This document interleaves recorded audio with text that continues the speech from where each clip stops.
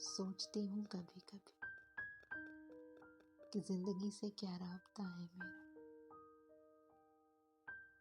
यही कि कभी कभी मैं जिंदगी को ही दोष देने